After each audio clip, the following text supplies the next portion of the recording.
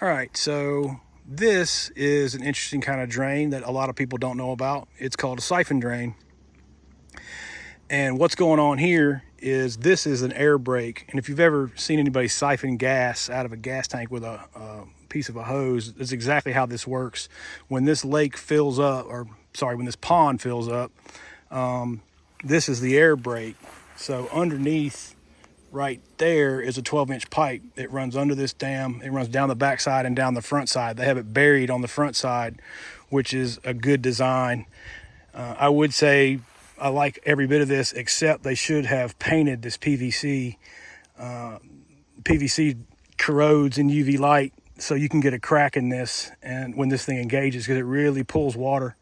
But the idea is when this water level comes up, the bigger pipe that flows through there is pulling water, and it pulls water up this, and it completely fills this pipe with water and turns on the siphon.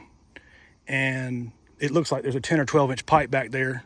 So if a 10-inch pipe begins to siphon, it's like a 30-inch standpipe drain. So it's a considerable amount of pull. So the idea is when the water comes up, it pulls water up through there, starts the siphon.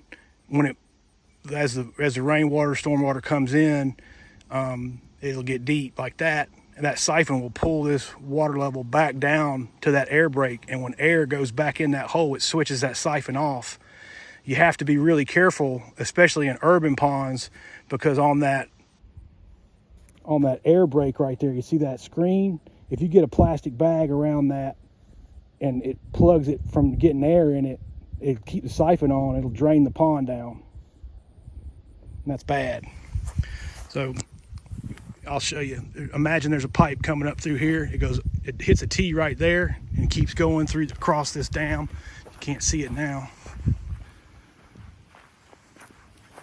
but you can see the ditch right here where that pipe was buried, and it's settled. That dirt is settled down, and you can see right down there. And I can actually hear water flowing through it right now, out of that pipe right there. So what's going on is the pipe goes down under there, and it turns up at the end like that, and that creates a trap at the bottom, so air can't come up the backside and break that siphon before it's done its job on the front side. But siphon drains are good for replacement drains. When your old standpipe drain goes out, you don't have to dig the whole dam out to put a siphon drain in. And that's how they originally got designed. But it looks like this pond was just built with a siphon drain, and that's okay too. They work pretty good. And I'd say the only thing I see wrong with that is that pipe should be painted. Put a purple primer on it and rattle can it with spray paint, and it'll be fine.